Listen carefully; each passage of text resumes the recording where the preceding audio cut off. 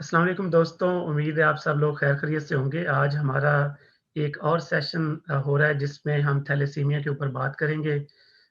इस सेशन के अंदर जो हमारे गेस्ट स्पीकर हैं, ऑनरेबल गेस्ट स्पीकर जो हैं, वो डॉक्टर सैयद सरफराज हुसैन जाफरी साहब हैं। मैं और मेरी पूरी टीम जो खैरकुन की टीम है, वो बहुत ज़्यादा मशकूर है कि डॉक्टर साहब ने अपनी मसरूफियात से टाइम निकाल के आज हमारे लिए कुछ टाइम डेडिकेट किया जिसमें वो बात करेंगे थैलेसीमिया के ऊपर। डॉक्टर सैयद सरफराज हुसैन के बारे में थोड़ा-सा बताता चलूँ कि इस वक़्त करंटली वो थैलेसीमिया फेडरेशन पाकिस्तान के वाइस प्रेज़िडेंट हैं और इसके अलावा ब्लड ट्रांसफ्यूज़न के ऊपर पाकिस्तान के अंदर एक लीडिंग एक्सपर्ट हैं। उनका माशाल्लाह बहुत ज़्यादा एक्सपीरियंस है, ख़ासकर ब्लड बोर्न डिसीज़ेज़ के ऊपर, ब्लड डोनेशन के ऊपर और इसके अलावा ब्लड जेनेटिक जो डिसीज़ेज़ होती हैं, उनके ऊपर। तो उन्होंने इसके साथ-साथ जो अपनी क्लिनिकल प्रैक्टिसेज़ हैं, रेगुलर मेडिकल प्रैक्टिसेज़ हैं, इसके साथ-साथ उन्होंने बहुत सारा वॉलंटियर और जो प्रोफ़ेशनल सर्विसेज़ जो हैं, उन्होंने दी हैं डिफरेंट प्लेटफ़ॉर्म के अंदर। उनमें जो डिस्टिंग्विश हैं, वो एक तो कि वो एक्स प्रोजेक्ट डायरेक्टर थे डब्ल्यूएचओ वर्ल्ड हेल्थ ऑर्गेनाइजेशन के मुतहत एक प्रोजेक्ट था जिसका नाम global funds to fight against ads, tuberculosis and malaria. तो उसके अंदर वो एक्स प्रोजेक्ट डायरेक्टर थे।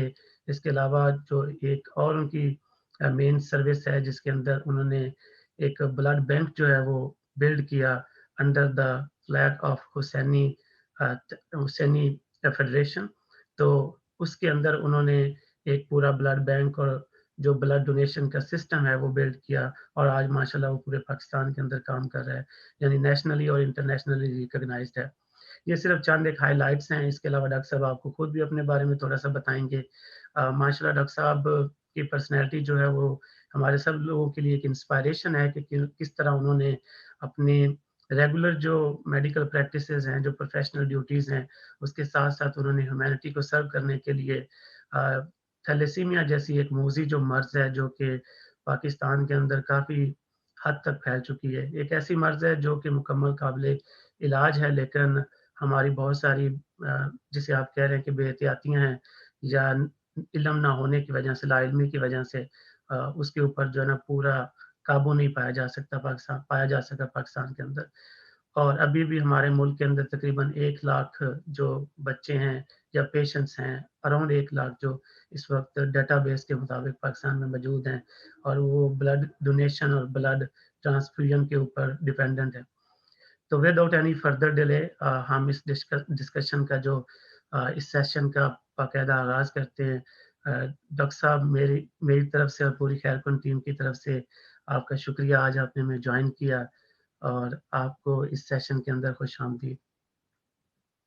बहुत बहुत शुक्रिया आपका कि आपने मुझे मौका दिया और मेरे लिए भी ये बहुत बड़ा एजाज़ है कि इस तरह से हम अपने जो डॉक्टर्स है या जूनियर्स है या हमारे देखने वाले हैं वो कुछ मुस्तफ़ीद हों और इस बीमारी से जो कि जैसे कि आप जानते हैं कि थैलेसीमिया पाकिस्तान में जो हमारा सबसे बड़ा एक जो है इस वक्त देखिए ब्लड की आपको मालूम है they are the major consumer of the blood.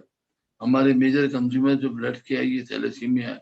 दुनिया भर में थैलेसीमिया के दुनिया भर में जो ब्लड की नीड है वो 1% है, लेकिन पाकिस्तान में हमारी नीड जो है 2% ऑफ द टोटल पॉपुलेशन है।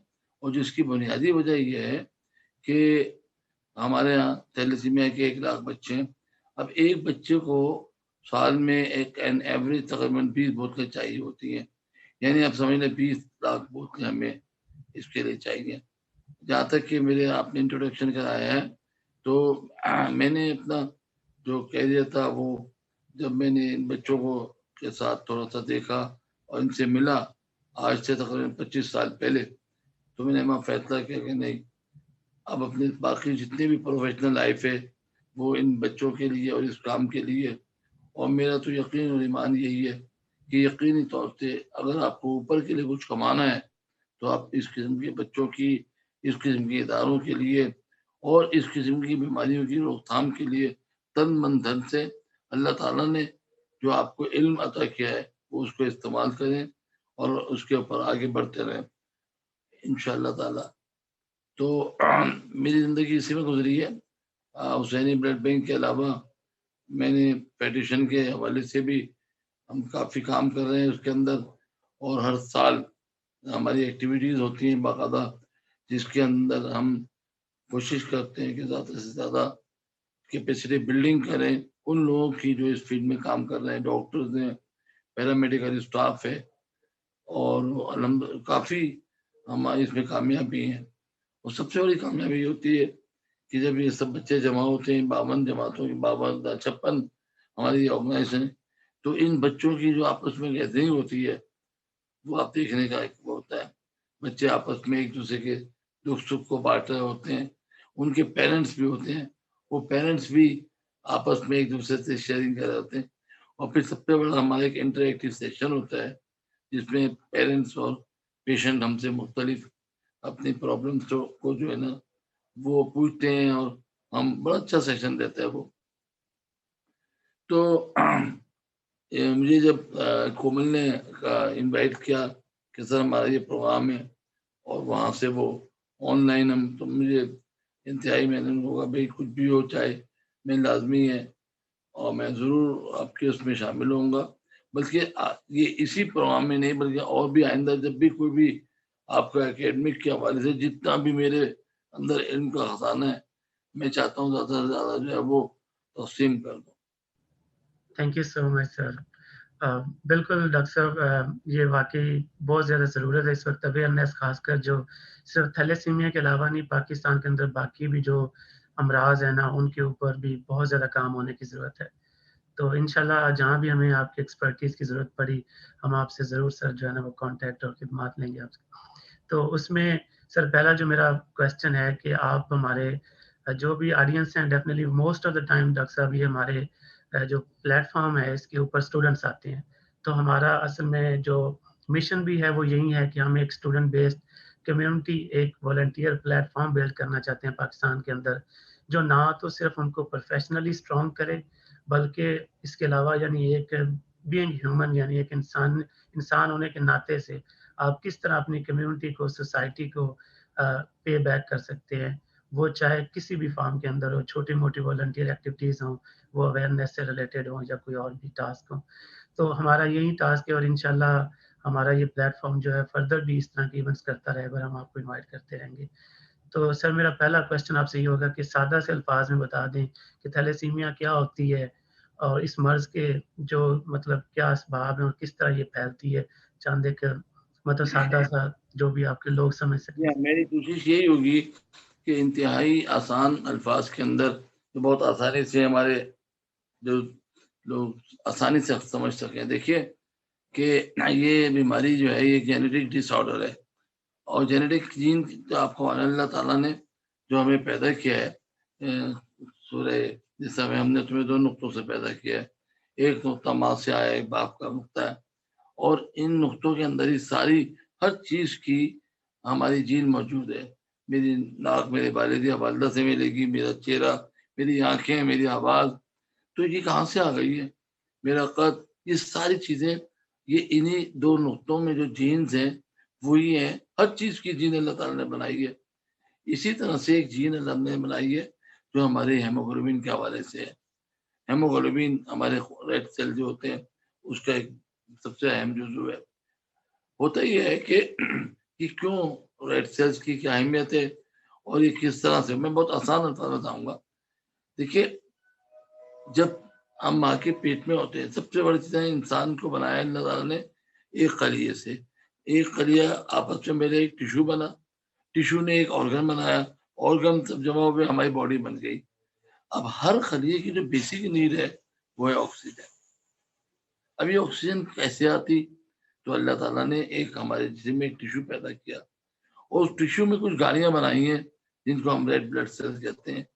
یہ گاڑیاں جاتی ہیں لنگس کے اندر، یہ جو ہمارے ہم جو میں سانس کھینچ رہے ہیں، یہ ہماری آکسیجن جب پیپر میں بھرتی ہے تو یہ گاڑیاں جا کے وہ ان آکسیجنوں کو بھرتی ہیں، اور اس کے بعد ایک بیچ میں اللہ تعالیٰ نے ایک ہمارا پمپ بنا دیا ہے۔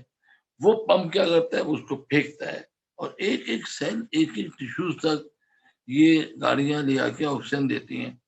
بڑا اہم اللہ تعالیٰ کے فبیج اللہ رب کو ماتو کا زبان، تو اس نے دیکھیے کیسے ڈیزائن کیا۔ اب یہ جو گاڑیاں جب ہم ماں کے پیٹ میں ہوتے ہیں تو یہ آکسیجن کہاں سے آئے, یہ بہت اہم سوال ہے.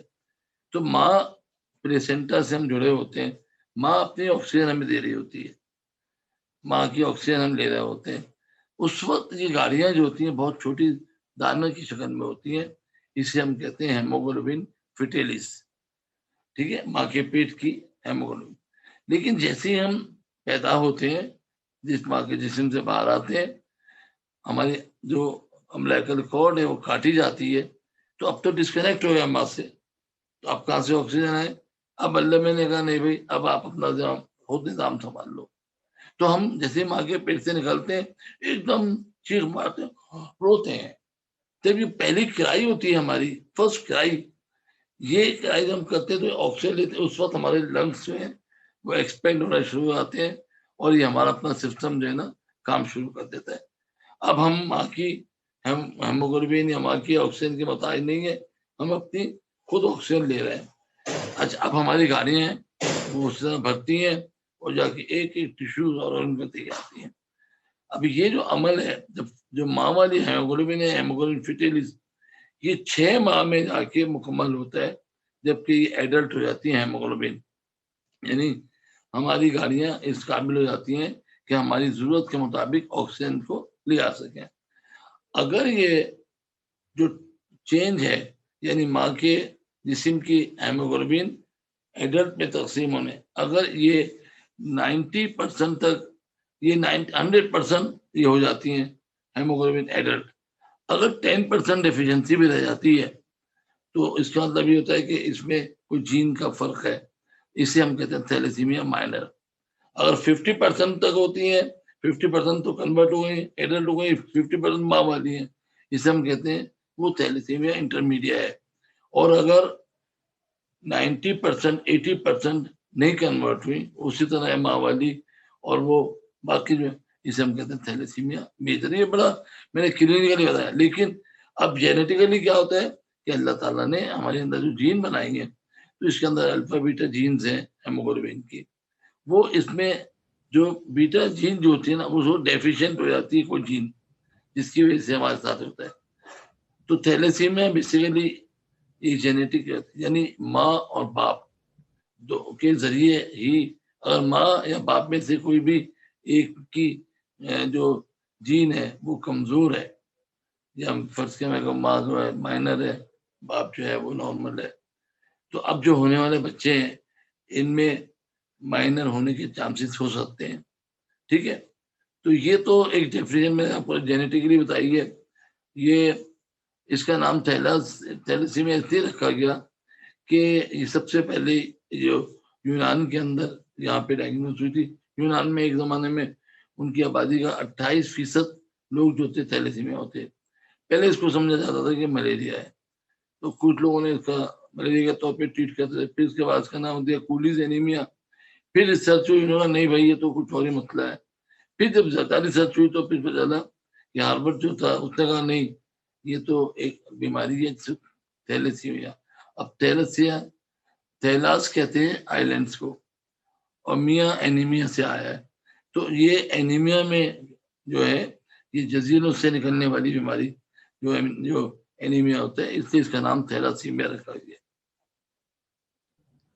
Thank you so much doctor صاحب, بڑے ہی سادہ الفاظ میں آپ نے سمجھا دیا آڈینس کو کہ کس طرح یہ جو ہیموگلوبن کی جو کنورژن ہے, یعنی بچے سے جو فردر آفٹر برتھ جب وہ بچہ پیدا ہوتا ہے تو کس طرح اس کی کنورژن کی جو ریشو ہے یا پھر وہ جین کی جو میوٹیشن ہے وہ ایک بیماری کا جو ہے وہ سبب بنتی ہے. سر میرا نا اس سے اگلا جو فالو اپ کویسچن ہے وہ یہ ہے کہ ہمارے پہلے بھی تھیلیسیمیا کے اوپر مطلب ایک سیشن ہوا تھا ڈاکٹر عاصم کدوائی کے ساتھ, آپ جانتے ہو شاید, لیکن آج تھوڑی سی میں ڈسکشن کو جو ہے نا وہ زیادہ پریکٹیکل سائڈ پہ لے جاؤں گا, کہ کیونکہ آپ اس وقت تھیلیسیمیا فیڈریشن پاکستان کے وائس پریزیڈنٹ ہیں, تو آپ کے پاس ڈیفینیٹلی ڈیٹیلز ہوں گی کہ اس کے جو اسٹیٹسٹکس ہیں اور باقی جو چیزیں پاکستان کے اندر یعنی اس وقت ہو رہی ہیں اس کے اوپر, کیونکہ وہ مجھے لگتا ہے کہ زیادہ امپورٹنٹ پارٹ ہوگا آڈینس کے لیے کہ کون سی چیلنجز ہیں جو ہمیں یا تو اس بیماری کو کم کرنے میں روک رہے ہیں یا پھر ہم ان کے اوپر کام ہی نہیں کر رہے. تو میرا جو پہلا فالو اپ کوشچن آپ سے یہ ہے کہ being a vice president of thalassaemia federation Pakistan, آپ کیا دیکھتے ہیں کہ جو اسٹیٹسٹیکلی آپ کے پاس کتنے نمبرز ہیں پیشنٹس کے، کتنے زیادہ فیڈریشنز، میں ایزیوم کر رہا ہوں کہ بہت ساری جو فیڈریشنز باقی بھی کام کر رہی ہوں گی وہ آپ کے انڈر کام کر رہی ہوں گی، تو آپ کیا اس سینیریو کو کس طرح دیکھتے ہیں پورے پاکستان میں تھیلیسیمیا کی حالت؟ دیکھیے جو اس وقت ہمارے پاس ڈیٹا ہے اس کے مطابق تو یہ ہے ہمارے پاس تقریباً 40,000 کے قریب تو بچے ہیں جو رجسٹرڈ ہیں مختلف سوسائٹیز کے اندر. باقی بچے وہ ہیں جو بیچارے کبھی کہیں جا رہے ہیں کبھی کہیں جا رہے ہیں کبھی کہیں جا رہے ہیں حفاظت طریقے سے وہ اپنا علاج کروا رہے ہیں. تو جو رجسٹرڈ بچے ہمارے پاس ہیں وہ جو این جی اوز زیادہ تر جو اس میں کردار ہے وہ این جی اوز کا ہی ہے.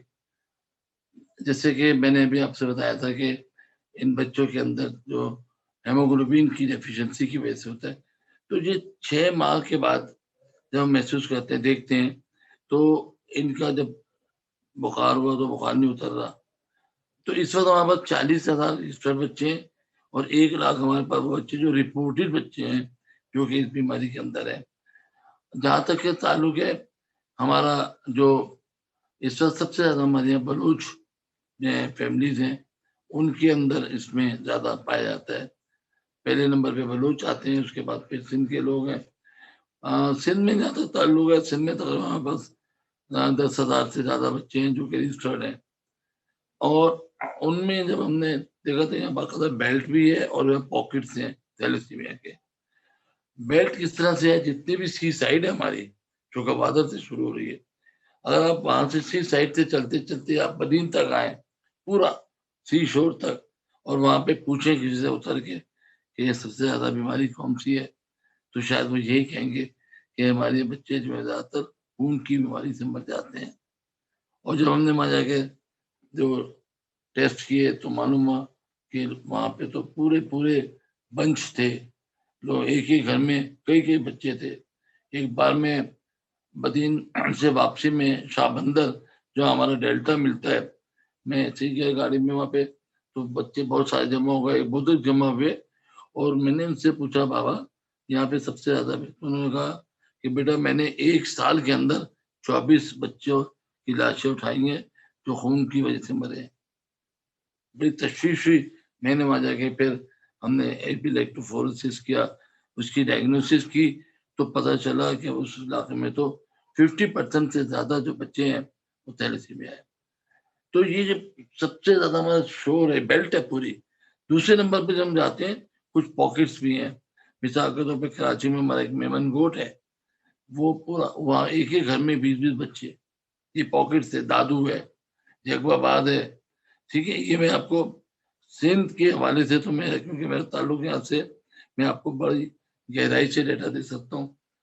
جب ہم آگے دیکھتے ہیں تو جتنے بھی ہمارے بلوچستان کی سائڈ کے لوگ ہیں سب اس طرف کے لوگ ہیں. اور اس کے علاوہ جب ہم جاتے ہیں پنجاب میں بھی تو پنجاب میں جو لوئر پنجاب ہے وہاں پہ ہمیں ملتے ہیں یہ بچے تھیلیسیمیا کے. اس کے علاوہ پشاور میں اور اس علاقوں میں بھی ہمارے کافی تھیلیسیمیا موجود ہے. اب یہ چیزیں تو ہیں، کوششیں کی جا رہی ہیں کہ ہم ان کنٹرول کریں ان برتھس کو، انسیڈنسز کو بند کریں. لیکن اس کے لیے باقاعدہ طور سے میں آنیسٹلی بتاتا ہوں ابھی تک گورنمنٹ سائڈ سے کوئی ایسی رسپانس نہیں ہے اس بیماری کے بارے میں. ہاں اگر کسی بڑے آدمی کا کوئی بچہ ہوتا ہے تو وہ تو شاید تھوڑی بہت ہم نے بڑی کوشش کی ہے. سندھ میں ہم نے باقاعدہ طور سے یہاں پہ رجسٹریشن پاس کروایا اسمبلی سے کہ بھائی شادی سے پہلے آپ بچوں کا ٹیسٹ کر لیں، آپ لڑکوں کا کر لیں اور اگر لڑکا ہے تو اس کے بعد شادی ہو تو لڑکی بھی ٹیسٹ کروا لے. میں نے کئی جگہ پہ کام کیا، کئی کمیونٹی میں کام کیا، بلکہ ایک میں آپ سے شیئر کروں گا. ہماری یہاں پہ جب میں حسینی بلڈ بینک میں آیا تو ہر تیسرا بچہ اس کمیونٹی کا تھا. میں نے ان کو بزرگوں سے کہا کہ بھائی یہ کیا آپ کیا ہو رہا ہے، تو دیر زیادہ بچے پیدا ہو رہے ہیں. تو انہوں نے بھی مجھے کہا کہ نہیں آپ اس کو دیکھیں. تو میں نے ٹین ایجرس کو سلیکٹ کیا اور تقریباً 900 کے قریب میں نے ان کے بچوں کا ٹین ایجرس کا ٹیسٹ کیے. اس میں ایک اسکول کے اندر 13% تھیلیسیمیا مائنر کی بچیاں ملی ہمیں. 13%. تو میں نے ان کو کہا بھائی آپ لوگ دیکھ لیں، ایسا نہ ہو کہ 10 سال بعد ہر دروازہ کرنا ہے تو تھیلیسیمیا نکل رہا ہو، کہاں سے ان کا علاج ہوگا، بلڈ کہاں سے آئے گا، کیا ہوگا. انہوں نے بہت بڑا ایک اجتماع کیا اور اس پہ جب میں نے ایک ڈیٹا دیا اور میں ان کو سمجھایا کہ بھائی دیکھو، آپ تو اس کمیونٹی نے لازمی کرا دیا کہ نکاح جب تک نہیں ہوگا جب تک کہ ٹیسٹ نہیں ہوگا. آج میں آپ کو بتاؤں 10 سال ہو گئے میرے پاس اس کمیونٹی سے ایک بچہ نہیں آ رہا. دیکھیے یہ اصل میں اس قسم کے اجتماعی تھے، میں اس کمیونٹی کا نام لینا پسند نہیں چاہوں گا. بہرحال کمیونٹی ہے، بہت ہی بڑی کمیونٹی ہے، اور انہوں نے جب اس پہ عمل کیا کہ بھائی شادی نہیں ہوگی جب تک ٹیسٹ نہیں ہو، نتیجہ یہ نکلا 10 سال ہو گئے ابھی تک اس کمیونٹی میں کوئی تھیلیسیمیا میجر نہیں پیدا ہوا. تو اس کا علاج دیکھیے، علاج اس کا سب سے بڑا یہی ہے کہ ہم اس کو بہت آسان طریقہ ہے، شادی سے پہلے ہم اپنے بچوں کا ٹیسٹ کروا لیں. ٹھیک ہے، تو اس پہ کام تو ہو رہا ہے، ہم مثالیں بھی قائم کرتے ہیں، ہم لوگوں کو بتاتے بھی ہیں، بہت اویئرنیس. لیکن ابھی بھی مزید ضرورت ہے ہمیں اویئرنیس کی. اور جیسے اس قسم کا آپ کا پروگرام ہے اور جو لوگ دیکھ رہے ہیں، میں ان سب سے کہوں گا کہ برائے مہربانی آپ سب بھی میسج پہنچائیں. کیا حرج کی بات ہے اگر میں اپنے بیٹے کا شادی سے پہلے چھوٹا ٹیسٹ کروا لوں. اور میں آپ کو بالکل مثال کے طور پہ بتاتا ہوں، میں نے خود، لوگ کہتے ہیں جی آپس میں شادی نہیں کرو، میں اس کا حامی نہیں ہوں. اس کی وجہ یہ ہے کہ دیکھیے ہمارے حضور نے اپنی بیٹی کی شادی جو کی وہ آپس میں کریں تھے، وہی تھا نا، ایک ہی. تو یہ چچا ہمارا اور حضور جتنے بھی کام کرتے ہیں وہ اللہ کی مرضی سے کرتے ہیں. ٹھیک ہے، وہی شادی بھی ہوئی تو آپ نے دونوں سگے بہن بھائی تھے نا، چچا بہن بھائی تھے، تو علی اور فاطمہ. تو یہ کہنا کہ آپس میں نہیں، غلط ہے، میں نہیں مانتا اس کو. ہم صرف یہ کریں کہ ہم اپنے بچوں کا ٹیسٹ کروا لیں، اور ٹیسٹ کروا کے اور اس کے بعد میں اگر میرا بیٹا، میں نے اپنی بیٹی کی جو اپنے چھوٹے بھائی کی بیٹی سے شادی کی ہے، دونوں کزنز ہیں، میں نے کیا کیا، میں نے کہا بھائی جاؤ جا کے ٹیسٹ کروا لو. دونوں ٹیسٹ کروایا تو میری جو بھاوج ہے اس نے تھوڑا سا منہ بنایا کہ کون سا ٹیسٹ، کیا ٹیسٹ. ان کو سمجھایا، میں نے کہا دیکھو یہ بہت ضروری ہے. اور الحمدللہ ماشاء اللہ میرا بیٹا، بہو اور میری پوتی ہے وہ سب ٹھیک ٹھاک ہے، سب ہے. تو یہ چھوٹا سا ٹیسٹ کروانا، یہ سارا ہمیں اس وقت جو ہے نا یہ کرنا ہے. لیجسلیشن بھی آ گیا، لیکن اسمبلی میں جب پاس ہوا تو کچھ لوگ کھڑے ہو گئے، آپ چاہتے ہیں ہمارے بچوں کی شادیاں نہ ہو، یہ کون سا قانون بنا رہے ہیں. آپ چاہتے ہیں ہمارے بچے گھروں میں بیٹھے رہے. اب ان کو سمجھایا جائے کہ بھائی ہم نہیں چاہتے، ہم تو صرف یہ چاہ رہے ہیں آپ صرف جو لڑکے ہیں ان کا ٹیسٹ کروا لیں. اگر وہ لڑکا آپ کا تھیلیسیمیا مائنر ہے، اس کی ایک جین خراب ہے، تو آپ اس سے شادی کریں، اس کو بھی ٹیسٹ ہوا. یہ واحد طریقہ ہے. بالکل ڈاکٹر صاحب، آپ نے نا بڑا ہی جامعہ سا جواب دیا ہے، بڑا مکمل سا، کہ سمپل سا ایک سینیریو ہے کہ آپ جو پری میریٹل ٹیسٹنگ ہے اس کو پروموٹ کریں، اسپیشلی جو ہمارے ایریاز بہت زیادہ یعنی کہ ریڈ سپاٹ ہیں یا ہاٹ سپاٹ ہیں، تاکہ وہاں زیادہ سے زیادہ جو ہے نا اس کے اوپر ایک قابو پایا جا سکے. سر ایک فالو اپ کویسچن، آپ نے جیسے بولا کہ میں ٹیسٹنگ کے اوپر بھی آؤں گا، لیکن ایک فالو اپ کویسچن میرا پہلے این جی اوز کے حساب سے ہے، کیونکہ تھیلیسیمیا فیڈریشن پاکستان میں آپ نے جیسے پہلے مینشن کیا کہ بہت ساری آرگنائزیشن کام کرتی ہیں.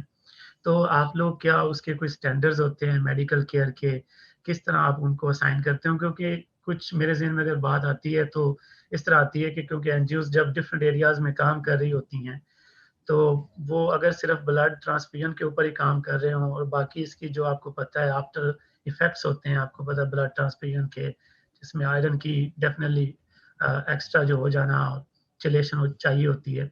اس کے علاوہ بھی باقی بھی بہت سارے ایفیکٹس آتے ہیں جیسے کڈنی میں اور کارڈیک. کیونکہ میری انڈرسٹینڈنگ کے مطابق جب آپ اس طرح کی ریگولر انٹرونشن کرتے ہیں نا کسی بھی پیشنٹس کے اندر، تو اس کو مینیج کرنے کے لیے بڑی ایک ملٹی ڈسپلنری اپروچ چاہیے ہوتی ہے، بڑی ملٹی ڈسپلنری کیئر چاہیے ہوتی ہے. تو میں آپ سے یہ پوچھوں گا، کیونکہ این جی او اب خود ان کے اتنے فنڈس تو نہیں ہوتے، لیکن آپ کوئی سٹینڈرڈز رکھتے ہیں ان کے لیے یا ان کو کس طرح گائیڈ کرتے ہیں، کیا پریکٹسز ہوتی ہیں؟ یہ بہت اچھا سوال ہے آپ کا. میں ایماندارانہ طور سے آپ کو بتاؤں دیکھیے ویسے تو یہ اسٹیٹ کی ذمہ داری ہے بالکل سر. کہ وہ اسٹیٹ ذمہ دار ہے کہ وہ ان کا علاج کر رہا ہے.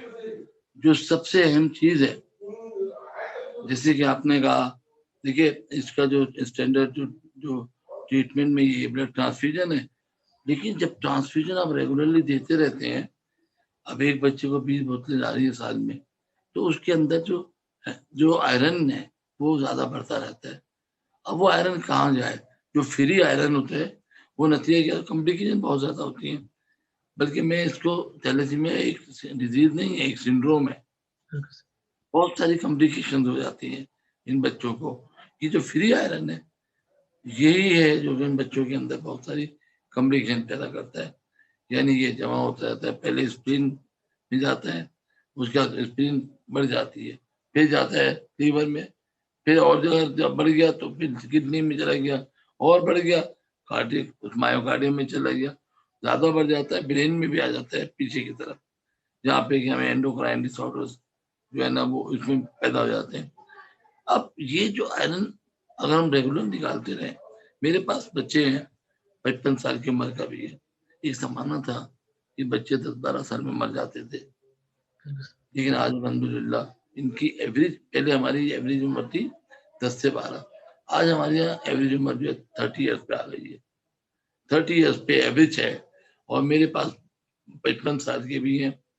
اگر ان بچوں کا جو آپ نے بات کہی ہے، دیکھیے جو سب سے میں دوسری طرف آ رہا ہوں، بلڈ تو لوگ ڈونیٹ کرتے ہیں، ٹھیک ہے، تو ہمیں فری میں آتا ہے. را مٹیریل جو ہمارا ہے، جو ہم ریڈ سیل بنا رہے ہیں، وہ تو فری میں آ رہا ہے، صرف اس کی پروسیسنگ کی کاسٹ آتی ہے. کاسٹ کہاں ہے اس کے اوپر؟ کاسٹ ہے آئرن کریشن کی. اگر یہ جمع ہوا آئرن ریگولر نکلتا رہے اور ان کی صحیح مانیٹرنگ ہوتی رہے، تو میں نے تقریباً 40 سے زیادہ بچوں کی شادیاں بھی کرائی ہیں، ان کے بچے بھی ہو رہے ہیں، ڈاکٹر بھی بن رہے ہیں، انجینئر بھی بن رہے ہیں. آپ سمجھ لیں اب ان کا لائف اسپین بڑھتا جا رہا ہے، ٹھیک ہے. تو یہ تمام چیزیں ہیں، لیکن اس کے لیے جو سب سے اہم چیز ہے آئرن کریشن. آئرن کریشن کی ڈرگس جو ہیں، اب پہلے زمانے میں صرف ایک ہی ڈرگ ہوئی تھی ڈیسفور، اب جو ہے مزید اورل میڈیسن آ گئی ہیں، جس میں ہمارے ڈیفریپرون ہے، پھر ڈیفریز راکس آ گئی ہے، لیکن یہ بہت مہنگی ہے. سب سے بڑا جو این جی او پہ جو پرابلم ہے وہ ان دوائیوں کی فراہمی ہے. وہ اتنے افورڈ نہیں کر سکتے، کیونکہ اگر میں بات کروں ڈیفریپرون کیلپر کی، جو کیلپر آتی ہے اور بھی ناموں سے آتی ہے، تو وہ تو غیر ریزنیبل پرائس ہے. لیکن جو دوسری دوائیاں ہیں، جو ڈیفریزاکس سے ایکسٹیٹ ہو گئی یا آڈی روک سے، یہ بہت کاسٹلی ہے. ایک گولی جو ہے تقریباً 300 سے 400 روپے کی ہے. اب بتائیے کتنا پیسے والا بھی ہو اور ایک یا دو گولیاں اس کو کھانی پڑی 600 روپے کی، وہ 365 دن کہاں سے افورڈ کرے گا؟ اور این جی اوز کہاں سے دے سکتی ہیں؟ تو یہ پرابلمز ہیں. اس وجہ سے کچھ این جی اوز جو ہیں وہ محدود حد تک بلڈ ٹرانسفیوژن دے دیتی ہیں، یا محدود حد تک کچھ دوائیاں ہم کو دے دیتی ہیں، باقی ان کے ہاتھ پمپ بندے ہوئے. اس کے لیے ضرورت ہے، میں سب سے ریکویسٹ کروں گا جو خاص طور سے باہر بیٹھے ہوئے ہمارے دوست ہیں، بھائی ہیں، کہ ایسے اداروں کو آپ ان آئرن کریشن کی دوائیوں کے اندر اگر مدد ملے تو انشاءاللہ بہت جلد ہم اپنے جو آ گئے ہیں دنیا کے اندر ان کی مدد کرنا ہمارا فرض ہے، اور اب آنے والوں کو روکا جائے وہ پریونشن کے ذریعے. تو دو طریقے ہیں اس کے. تو آپ نے بالکل صحیح کہا کہ این جی اوز جو ہیں، لیکن میں آپ سے بتاتا ہوں یہ جو ہماری کانفرنسز ہوتی ہیں اس میں ہم تمام چیزوں کو اسٹینڈرڈ کی، آپ نے بالکل ایک اسٹینڈرڈ بنا ہوا ہے. ہم نے ایک اسٹینڈرڈ بنا کے دیکھا، دیکھو بھائی یہ آپ کو کام کرنا ہے، بلڈ آپ کو اتنا دینا ہے، کتنے ایم ایل پر کے جی دینا ہے بچے کو، کب سے شروع کرنا ہے. آئرن کریشن کا بھی اسٹینڈرڈ ہے، بھائی کس وقت کتنے آئرن پہ آپ کو شروع کرنا ہے. آئرن کریشن کی دوائیاں اسی طرح سے اسٹینڈرڈ بنائے. ہر کانفرنس میں جو ایڈوانسمنٹ ہوتا رہتا ہے ہم ان کی کیپیسٹی بلڈ کرتے رہتے ہیں. لیکن فائنینشلی آپ کی بات بالکل صحیح ہے، میں آپ سے اتفاق کروں گا کہ فائنینشلی پرابلمس کی وجہ سے ہمیں کچھ نہ کچھ ہم کا وہ 100% ہم نہیں کر پاتے جو ہمیں کرنا چاہیے. ہم نے بہت کوشش کی, گورنمنٹ سے بھی کہا ہے, گورنمنٹ سے کہا کہ بھائی آپ اتنا بجٹ آپ کو میڈیسن, آپ ان بچوں کے بھی دوائی منگا دو, سمبل بک میں. ڈاکٹر صاحب واقعی آپ نے صحیح کہا ہے, کیونکہ جب اسٹیٹ ان چیزوں کی رسپانسبلٹیز نہیں لیتی تو ڈیفینیٹلی یہ نہ تو صرف ان پیشنٹس کے اوپر ایک برڈن بنتا ہے, بلکہ اس سے جو آپ پریونشن کو پروموٹ بھی نہیں کر سکتے. تو جو بچے آ گئے اس دنیا میں ڈیفینیٹلی ان کی کیئر کرنا اسٹیٹ کی رسپانسبلٹی یا پیرنٹس کی ہوتی ہے, لیکن ہم جو فردر اس کو وہ بھی نہیں روک سکتے. تو وہ ایک بڑا ڈائلیما ہوتا ہے, ایک بڑا چیلنج ہے ہمارے لیے, سب کے لیے. تو میں نے اس کے اوپر سر یہی کہنا چاہوں گا, میں نے کہیں پڑھا تھا کہ پاکستان کی جو گورنمنٹ ہے وہ بہت ساری ایسی جو مطلب چاہے وہ میڈیسنز ہوں جو امپورٹ ہوتی ہیں, یا پھر کوئی اور اگر ایسوسیٹیڈ آپ کو مطلب جیسے کچھ اینٹی باڈیز کو آپ کو پتہ ہے فلٹر کرنے کے لیے فلٹر چاہیے ہوتے ہیں, اس طرح کی چیزیں کافی ساری اگر تھیلیسیمیا سے ریلیٹڈ ہو تو ان کے اوپر بھی ڈیوٹیز اور اس طرح کی چیزیں امپورٹ کی ہوئی ہیں کہ وہ امپورٹ کرنا بھی لوگوں کے لیے اور خریدنا اتنا زیادہ برڈن بن جاتا ہے فائنانشلی کہ اس کو سپورٹ نہیں کیا جا سکتا, فائنانس نہیں کیا جا سکتا. تو باقی اس کو ہمیں کوشش کرنی چاہیے. اب ہوپ فلی اسٹیٹ والے, ہم اسٹیٹ ایکٹرز تو نہیں ہیں, لیکن کوشش کر سکتے ہیں کہ آواز کو اٹھائیں اور وہ لوگ ریئلائز کریں کہ یہ ایک واقعی چیلنج ہے اور اس کو جو ہے نا ریلیف دینا چاہیے. جی, اس میں دیکھیے ہمارے جو اسٹیک ہولڈرز ہیں نا, سب سے بڑی اسٹیک ہولڈر اس میں کمیونٹی ہے. کمیونٹی کس طرح کو سپورٹ کرے, بلڈ دے کے. بالکل سر. ٹھیک ہے, کمیونٹی جو ہے اپنا بلڈ ڈونیٹ کرے کہ لو بھائی بچوں کی جان بچے. دوسرا جو ہے ہماری وہ اسٹیٹ کا کام ہے کہ بھائی جہاں آپ دوائیاں یا ان دوائیوں کو آپ جس طرح آپ نے ٹی بی کی دوائی کر رکھی ہے آرفن ڈرگ, ان دوائیوں کو آپ آرفن ڈرگ کرا دے دیں, یعنی سبسیڈری آپ سبسیڈائز ریٹ پہ دے دیں, تو آپ میں بچے بیچارے خرید سکتے ہیں, زندگیاں بچ سکتی ہیں. تیسرے نمبر پہ ہمارے فارما انڈسٹری ہے. فارما انڈسٹری کو چاہیے کہ وہ ان دوائیوں کے اوپر اپنا کوالٹی کو بہتر رکھیں اور اکنامیکل اس میں نو پروفٹ زیادہ نہ لیں. یہ فارما انڈسٹری کی ذمہ داری ہے. اور اس کے بعد ہم لوگ ہیں ہیلتھ کیئر پرووائڈر ہیں, جو ڈاکٹرز ہیں, ہمیں چاہیے کہ ان مریضوں کے لیے وہی چیز دیں جو دستیاب ہو. یعنی بلڈ کے معاملے میں بھی ہمارے یہاں پہ بڑا کنسیپٹ ہوتا ہے ہول بلڈ کا, ہر بلڈ نہیں, جو چیز چاہیے ریڈ سیل چاہیے ریڈ سیل دیں. ٹھیک ہے, اسی طرح دوائیاں بھی آپ دیکھ کے دیں, سوچ سمجھ کے دیجیے, اچھی کوالٹی کی دوائی دیجیے. ٹھیک ہے, اور ان کو بتائیں بھی دیکھو یہ اس کو کرنا ہے. تو یہ ہماری ذمہ داری ہے. اور پانچواں ہمارا میڈیا ہے, آج سوشل میڈیا جیسے آپ اس وقت کام کر رہے ہیں, یہ میڈیا اور سوشل میڈیا اس وقت ہمارے لیے بہت بڑا ایک بہت بڑی ہماری یہ فیسلٹی ہو گئی ہے کہ جس کے ذریعے ہم اپنے لوگوں سے ریکویسٹ کر سکتے ہیں کہ بھائی آپ کچھ نہیں کریں تو جہاں بھی این جی او کام کریں, دو بچوں کو ایک ہی بچوں کا کو آپ ان کو جو ہے نا وہ اون کر لیں کہ بھائی ٹھیک ہے اس کا جو بھی دوائی کا خرچہ 10 سال کا ہم دے دیں گے. اللہ نے پاکستان میں بہت زیادہ, اور پاکستانی قوم جو ہے آپ کو چیریٹی کے لیے بہت مشہور ہے. تو اگر ہم اس طرح کر کے کریں تو ان بچوں کے لیے کافی جو ہے نا سہولت ہو سکتی ہے.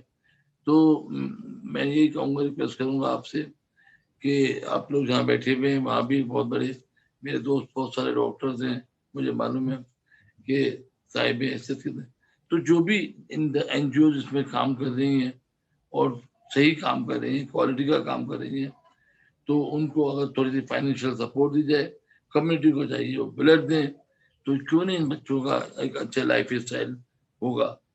تو یہی ہم اس پیغام کے ذریعے بھی. جیسے آپ نے واقعی صحیح کہا کہ ہم سب کو بینگ اے ہیومن ایک انسان ہونے کے ناطے سے ایک دوسرے کے دکھ بانٹنے چاہیے اور ان کو سپورٹ کرنی چاہیے. ڈاکٹر صاحب بتاتا چلوں کہ انشاءاللہ جہاں تک ہو سکا خیر ان کی ٹیم جو چاہے پاکستان کی ہے یا گلوبل ہے, ہم کوشش کر رہے ہیں کہ زیادہ سے زیادہ فرسٹ سٹیپ پہ اویئر کریں اور دوسرے سٹیپ پہ انشاءاللہ ان کو فنڈ ریزنگ میں بھی سپورٹ کریں گے انشاءاللہ. تو ڈاکٹر صاحب میں آڈینس کو بتاتا چلوں کہ ڈاکٹر صاحب ہمارے ساتھ ہی ہیں. جو سیکنڈ میجر جو ہماری ٹاک کا جو سیشن ہے وہ بھی ابھی میں سٹارٹ کروں گا بلڈ ڈونیشن کے اوپر, کیونکہ ڈاکٹر صاحب کی بہت زیادہ ایکسپرٹیز ہیں.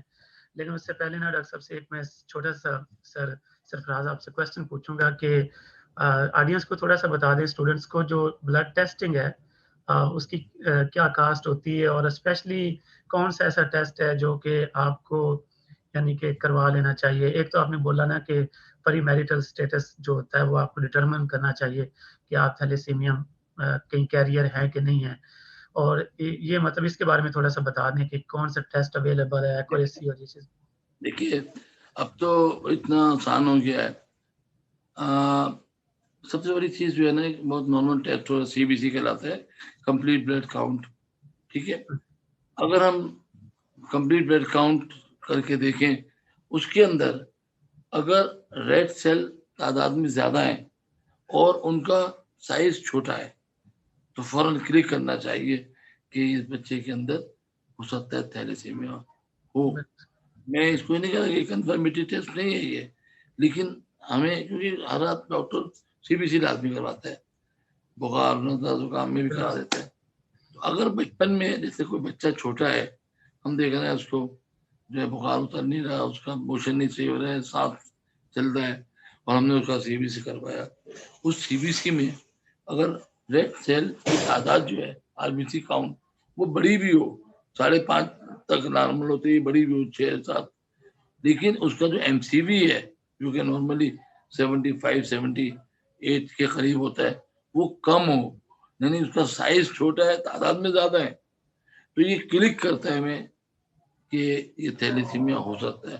اب مزید کنفرم کیسے کریں؟ اب ایک اور بھی ٹیسٹ ہے جسے ہم کہتے ہیں سنگل ٹیوب آسمول فریجیلٹی ٹیسٹ ہے. اس میں ہم کیا کرتے ہیں کہ نارمل 0.36% نارمل سلائن ایک سی سی سے لیا اور اس میں بلڈ ڈال دیا، اگر ریڈ سیل بالکل ہی ہیمولائز ہو گئے تو صحیح ہے، نارمل ہے، اور اگر وہ شارٹ کر رہے ہیں اس کے علاوہ یہ تھیلیسیمیا مائنر ہے. بٹ کنفرمیٹی تو اس طرح کیا اگر ہم کرنا چاہیں تو پہلے سی بی سی، پھر یہ سافٹ کہلاتا ہے ٹیسٹ ہے یہ، اور تیسرے نمبر پہ کنفرمیٹی ٹیسٹ ہے ایچ بی الیکٹروفوریسس. ایچ بی الیکٹروفوریسس میں سب چیز سامنے آ جاتی ہے کہ بھئی آپ کا ہیموگلوبن ایڈل کتنے ہیں، ہیموگلوبن فیٹیلس کتنے ہیں، ہیموگلوبن کچھ اور ایب نارمل بینڈ بن رہے ہیں، تو یہ ٹیسٹ تو یہ تو، لیکن ہم سب سے پہلا ہمارا جو یہی ہے کہ جہاں بھی ہمیں شک شبہ ہو سی بی سی سے ہم سافٹ کروا لیں یا پھر کنفرم کروا لیں. تو پاکستان میں ایچ بی الیکٹروفوریسس جو ہے تقریباً 1200 سے 1000 روپے تک کا ہوتا ہے. یہ اتنا ٹیسٹ ہے، اگر ہم اپنے بچے کا یہ ٹیسٹ شادی سے پہلے کروا لیں ٹھیک ہے تو اس میں کنفرم ہو جاتا ہے کہ بھئی میرا بچہ نارمل ہے یا نہیں ہے. اگر اس کا ہیموگلوبن ایڈلٹ بالکل صحیح ہے 100% پہ ہے تو وہ نارمل ہے، اور اگر اس کا ڈیفیشینٹ ہے 10% یا وہ ہے تو ہم فوراً بھئی یہ مائنر ہے.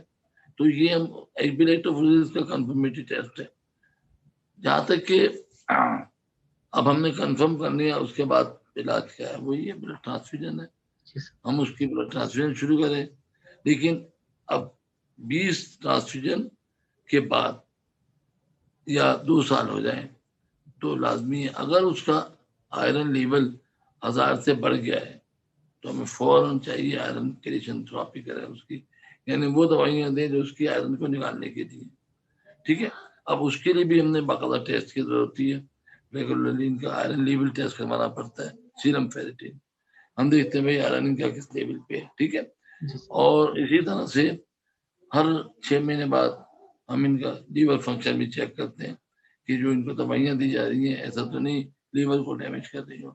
اس کے علاوہ بھی ان کے ٹیسٹ ہیں، جیسے مثال کے طور پہ اب تو بڑا اچھا ایک ٹیسٹ آ گیا ہے ان کا، ہم باقاعدہ ہارٹ کا بھی باقاعدہ اب آ گیا T24 جو ہے اسٹار T2، اس سے سب پہ جاتا ہے اگر ہارٹ میں چلے گئی ہے.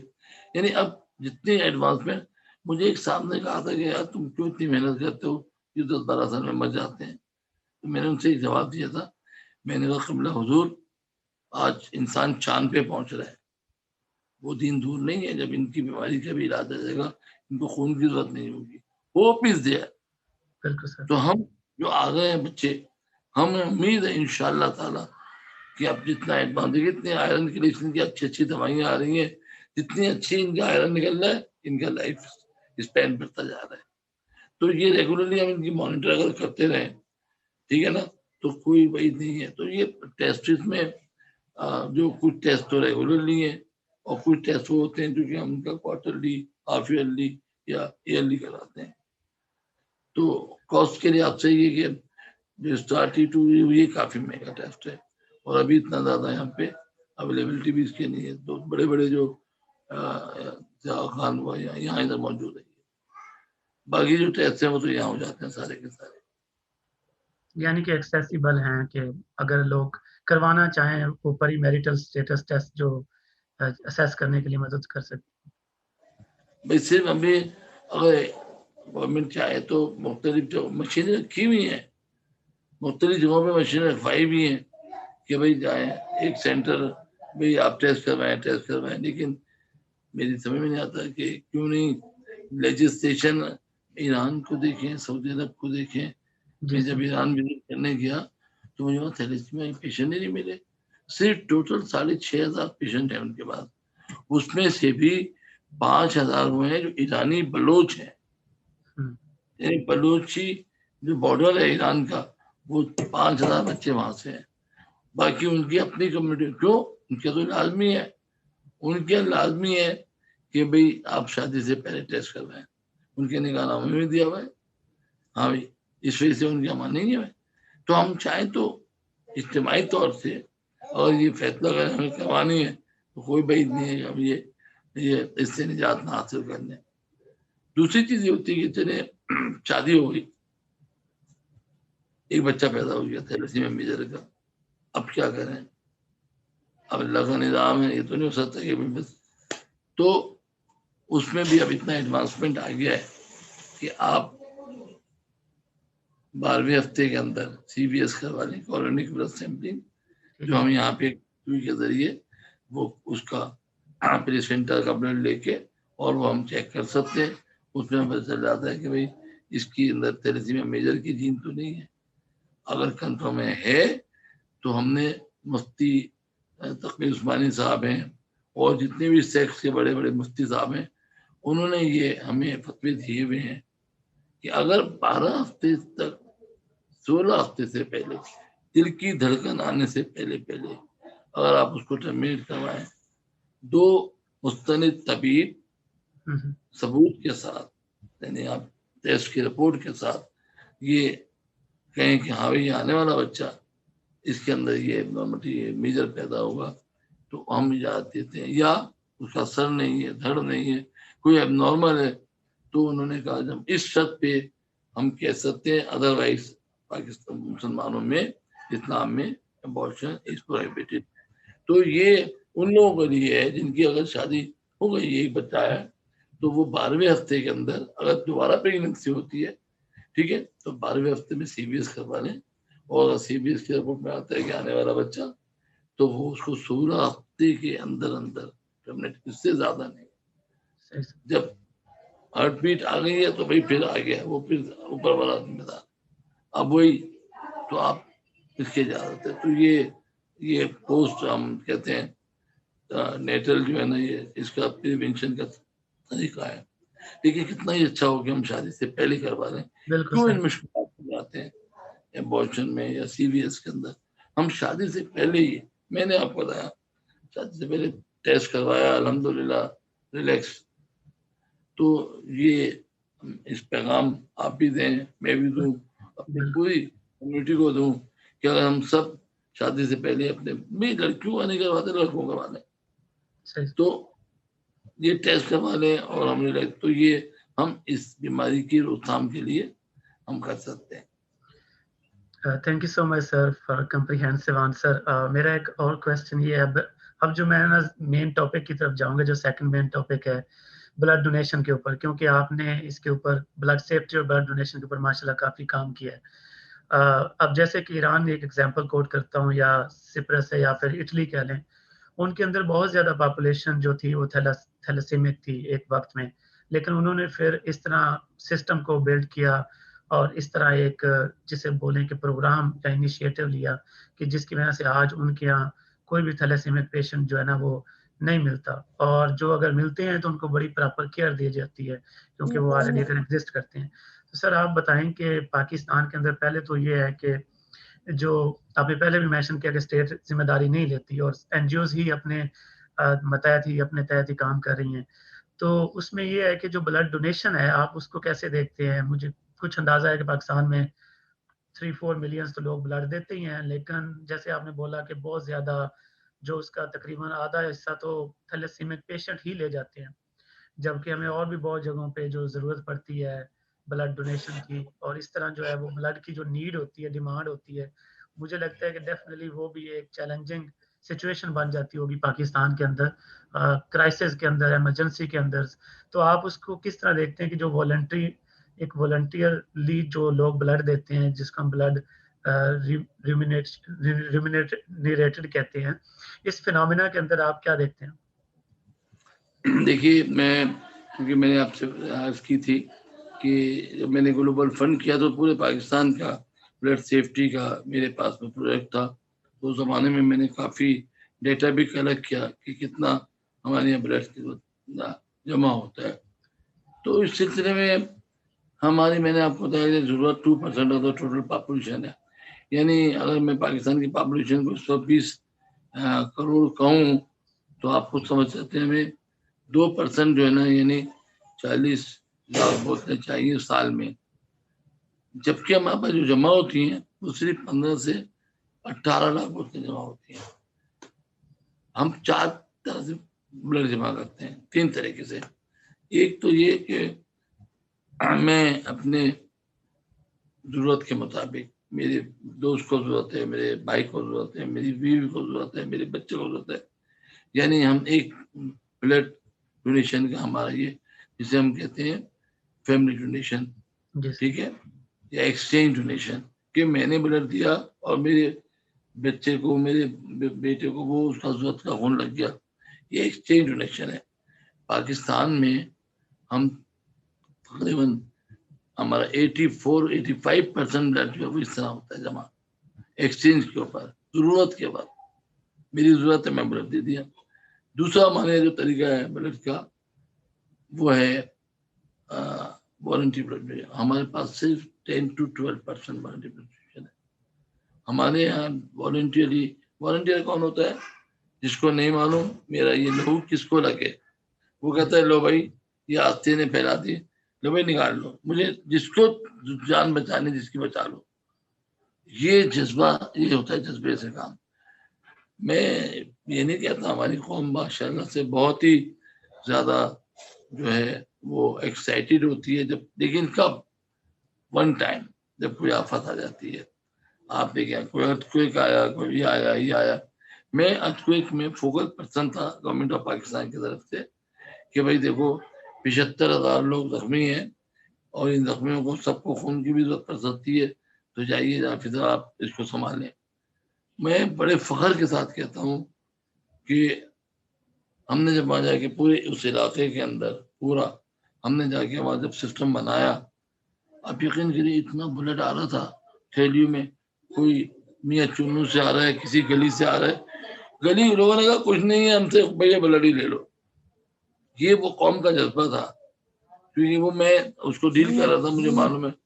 یعنی اتنا خون جمع ہو گیا اس وقت اور لوگ دے رہے تھے. اسی طرح سے جہاں کراچی میں بہت سی مسجدوں میں یا بم بلاسٹ ہوئے، اتنا رش ہوتا تھا کہ لوگ جالیاں توڑ دیتے تھے، گل توڑ، ہمیں دینا ہے ہمیں دینا ہے ہمیں دینا ہے. تو یہ تو ہے ون ٹائم کی. ہمیں تو روز مرہ چاہیے. میں نے ابھی آپ کو بتایا ہماری نیڈ کتنی ہے. پاکستان میں ہمیں تقریباً 9,500 بوتلیں روز چاہیے. اتنا جمع نہیں ہوتا، ہمارے پاس جمع ہوتا ہے 6,500 بوتلیں. تو یہ شارٹیج بلڈ کی ہماری جو ہے یہ، اب اس میں بھی دیکھیں کچھ ذمہ داریاں پریسکرائبرز کی بھی ہے. کیا ذمہ داری ہے؟ بھائی جو چیز چاہیے، خون کے 3 میجر حصے ہوتے ہیں، ریڈ سیل ہے، پلازما ہے، پلیٹلیٹس ہیں. یہ اللہ تعالیٰ نے تینوں چیزیں ہماری ضرورت کی بنائی ہیں. ریڈ سیل ہمارے بچوں کے کام آتا ہے، اینیمیا والوں کے کام آئے گا یا تھیلیسیمیا کے بچوں کے کام آئے گا. پلیٹلیٹ ہمارے جو ہے یہ بلیڈنگ ڈس آرڈر جیسے ڈینگی میں ہوا تھا، ناک سے خون بہ رہا ہے، پاؤں پکانے سے خون آ رہا ہے، جہاں بلیڈنگ ڈس آرڈر ہے وہاں پہ ہم پلیٹلیٹ دیں. اور جہاں پہ کوگولیشن ڈیفیشنسی ہے، جیسے ہماری ہیموفیلیا، ہمارے پاکستان میں تقریباً 7,000 کے قریب بچے ہیں جو ہیموفیلیا کے مریض ہیں، جن کو ذرا سے ٹھیس لگتی ہے اور ان کا خون رسنا شروع ہو جاتا ہے.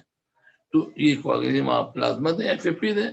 تو اگر ہم فریکشنائز بلڈ دیں گے تو یہ نیڈ بھی ہماری کنٹرول ہو سکتی ہے. اب بڑا بات کیوں نہیں دیتے خون؟ اچھا ابھی بھی ہمارے کچھ کمرشل بلڈ ڈونر موجود ہے جو بیچتے ہیں. جب میں نے اسٹڈی کیا اور میں نے دیکھا کہ والنٹیئر اس کے علاوہ فیملی اور کمرشل اسکریننگ میں دیکھا تو جو فیملی ڈونرز ہیں ان میں 7 to 10% ہمیں ریئیکٹیو ملتے ہیں.